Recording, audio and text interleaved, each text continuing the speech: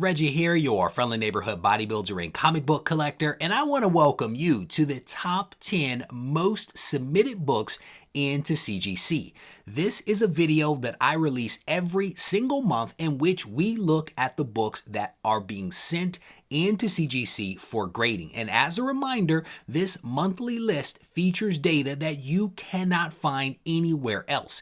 It hasn't even been added to the CGC census as of yet, so this is your shot on goal at getting some access to some great information. And I can tell you that there has been some movement with this list just like last month. In fact, there are 4 new books that are cracking the top 10, including 2 sequential books from the exact same title. Before we get to the list, I actually want to take a moment to acknowledge the sponsor of this video, Hip Comic. HipComic.com is a great resource for buying and selling raw and graded comics. In addition to regular comic book sales, the website also features several auction formats, including a no reserve auction every single Monday and Tuesday. When you have a moment, click the link in the description of this video and head over and check out Hip Comic. With that said, let's get to the list.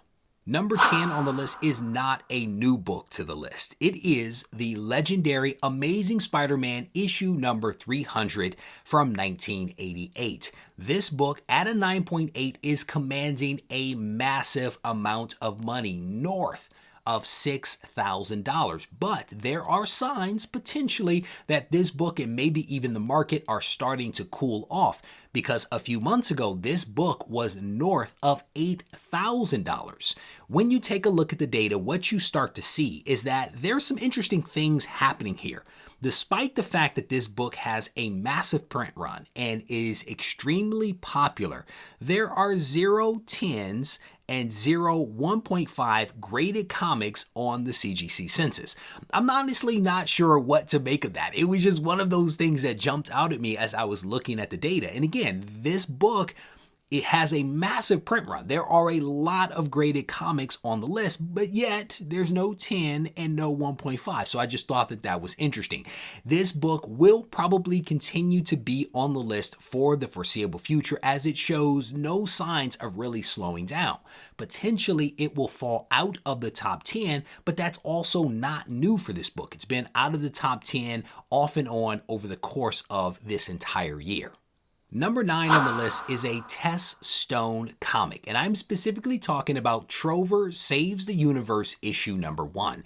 And to be completely honest, I am not at all familiar with this comic, this title, or this character from Image Skybound. I actually received a couple of copies of this book from Skybound a few months ago, but prior to that, I had no awareness. So the big question is, why is this book on the list? There is no sales data, there's no census data, so it's hard for me to figure it out. But I think that people are sending this book in because of nostalgia. Potentially nostalgia associated with the Trover Saves the Universe video game that was released back in 2019 on Nintendo Switch, Xbox, and also PlayStation. The big question here is whether that will allow this book to retain its position on the list, or if it's going to slide off after making this momentary appearance.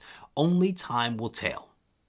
Speaking of things that may or may not hold up over time, that actually brings me to the 8th book on the list, which is making its 2nd appearance. I am specifically talking about War of the Bounty Hunters Alpha issue number 1. Last month, this gorgeous cover was 10th on the list, but is moved up a couple of spots. At present, there is very little in the way of sales or census data for this comic. The CGC census is currently showing roughly 20 copies of this book on the census, with 19 of them being a 9.8, and that actually breaks down to 14 Blue Label and 5 Signature Series copies. There is also one 9.4.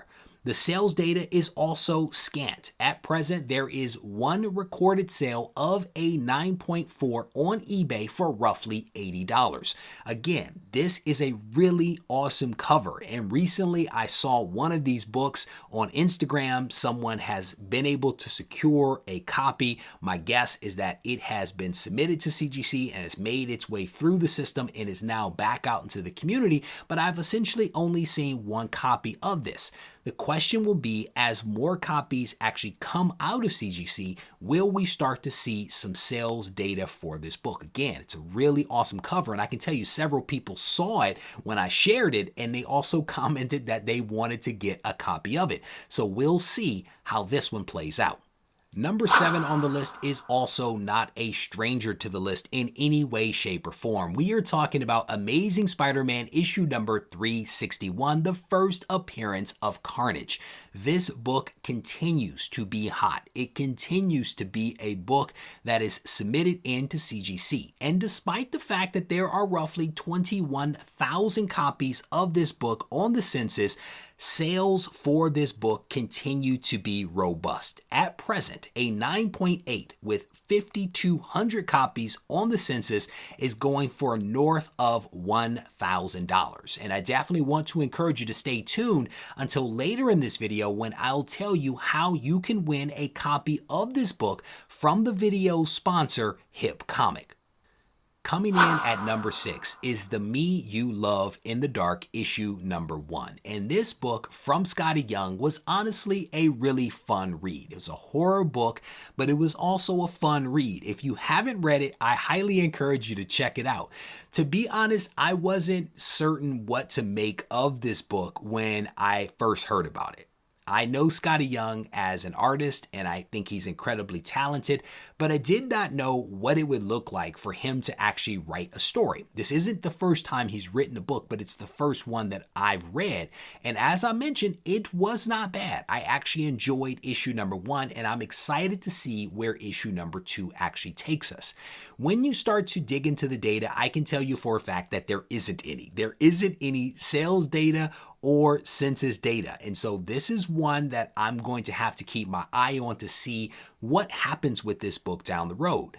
Will it stay on the list? Will it fall off the list? Will there start to be some robust sales attached to this book? I honestly don't know. That's why we're going to have to keep our eyes open for it. But if you are a Scotty Young fan, if you are a horror fan, this is potentially a book that you want to check out. I was actually able to get a copy of this book from my LCS from the shelf for cover price not that long ago. So this potentially is one that is a little under the radar, despite the fact that a lot of people have actually sent them in to CGC. I do not hear a whole lot of people talking about this book. So you may want to check it out if anything that I've mentioned piques your curiosity. Number 5 on the list is Batman issue 108, and this book is back for a second time. And last month I actually mentioned the fact that Batman as a whole is underrepresented on this submission list, and technically I could probably extend that to DC as well. We do not see a ton of Batman or DC comics on the list, so it is good to see Batman issue number 108 make it again. And this book is on the list because it is the first appearance of Miracle Molly, Squeak, and also the origin of Peacekeeper 01, who we first saw in Future State Dark Detective number 1. With the departure of James Tynion to Substack, it'll be interesting to see what happens with the popularity of these characters and the submissions into CGC moving forward. The new creative team has already announced that they're going to be introducing their own villains, and so we'll see what happens to Miracle Molly and the rest of the gang. Number 4 on the list is the first of 2 Walking Dead deluxe books that we are seeing on the list. And this is a little bit of a surprise because we have not seen much in the way of Walking Dead deluxe on this list. The very first issue, issue 1, actually showed up in March of this year for a single month, but has not been seen since that time. And now we basically have 2 sequential books, not just making the list, but also cracking the top 5. First up is issue number 6, which features an awesome red cover by David Finch. This book also features the death of Shane at Carl's hands. At present, there is 0 sales or CGC census data, and it'll be interesting in my mind to see what happens with this specific book moving forward. And I say that because what makes this book significant is the death of Shane. Historically, death books do not perform all that well, but this book does have that awesome David Finch cover, so we'll see what happens. Number 3 on the list is issue number 7 of The Walking Dead. And as I mentioned a hot second ago, it's interesting to see not just 2 books from the same title, but 2 sequential books from the same title appear on the list at the same time, given the time gap between issue 6 and 7. I want to say that issue 6 was released early in the year, and then issue 7 was released over the summer. So in my mind, I'm guessing that the Walking Dead fans decided to send both of these books in. Now, what makes issue number 7 really awesome is that, one, it has a great David Finch cover, but this book also features the first appearance of Tyrese. And my big question here is whether either one of these books will have some staying power, or if they're going to be replaced by another Walking Dead deluxe book in the months ahead. Number 2 on the list is Invincible issue number 1. Now, this book has not been seen on the list since the beginning of the year, when issue number 1 made its first and only appearance in February. My guess is that there is renewed interest in this comic due to the fact that Amazon has renewed this animated show, not just for the 2nd season, but also for the 3rd season as well. And in my head, that is what is sparking all of this renewed interest and also the submissions into CGC. The other thing is that this book is commanding a pretty nice price. At a 9.8, this book has been selling consistently above its $3,100 FMV since May of this year. And within the last week, this book has actually sold for $6,000 on eBay at a 9.8. That is honestly incredible. It really is incredible that the book is going for that much, but that is a testament, I think, to maybe people speculating on what the future holds for this title, for this series, in light of what is actually happening with Amazon Prime. This show is coming back for at least 2 more seasons, and so it'll be really interesting to see what happens with the value of this book over the next few years, but then also what happens with the submissions. Will we see another flood of these books back into CGC, potentially keeping it on the list long term? I definitely want to encourage you to stay tuned to see how this all plays out. And if you haven't yet subscribed to the channel, I definitely want to encourage you to do so. That way, if you're subscribed and you turn on notifications, you won't miss this video in the future when I release it in subsequent months. And now that brings us to the number 1 spot on the list. That is Something is Killing the Children, issue number 16. This book was in the 19th spot last month and is now jumped atop the list. Now, what makes this book special? It's special because it is the origin story of Erica Slaughter, and we also get our first full look at Jessica Slaughter, Erica's mentor. It has been really interesting to see what has happened with this boom book, to see it come into its own, to see the prices that this book is starting to command. And what I can tell you in some ways is that even at its current FMV, this book might actually be a bargain. And I say that because we know that we are going to be getting a Netflix series down the road.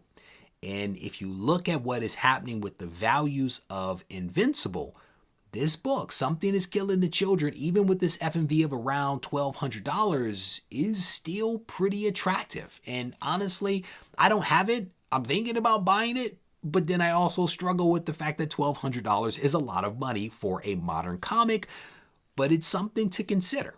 Before I get to the bonus books, I want to take a moment to acknowledge the sponsor of this video, Hip Comic. If you have not yet been to Hip Comic, I highly encourage you to click the link in the description of this video and head over to the website where you can get some information on their upcoming premium auction, which ends Sunday, September 12th. While you're there, you should also enter for a chance to win a 9.6 copy of Amazing Spider-Man issue number 361, valued at $500. And as I mentioned, there is a link in the description, so go ahead and click on that and head over and enter into that giveaway. With that said, the very first bonus book that I want to bring your attention to is New Mutants issue number 98, the first appearance of Deadpool. And this book currently sits in the 17th spot on the list, which is a little surprising given that we probably will not see a Deadpool movie until 2023, yet here we are looking at his first appearance. And the last book that I want to highlight for you is one of my personal favorites, that being Amazing Spider-Man issue number 252, the homage to Amazing Fantasy issue number 15. 252 is a really awesome book. Absolutely love this comic featuring that black Spider-Man costume. With that said, that actually brings us to the end of this month's top 10 CGC submitted video. And I want to thank you for taking the time to watch. If you haven't hit the thumbs up button, I want to encourage you to go ahead and do that now and consider leaving a comment behind. That way we can mix it up in the comment section. If you need to reach out to me, feel free to do so on Instagram at Regie Collects. Take care.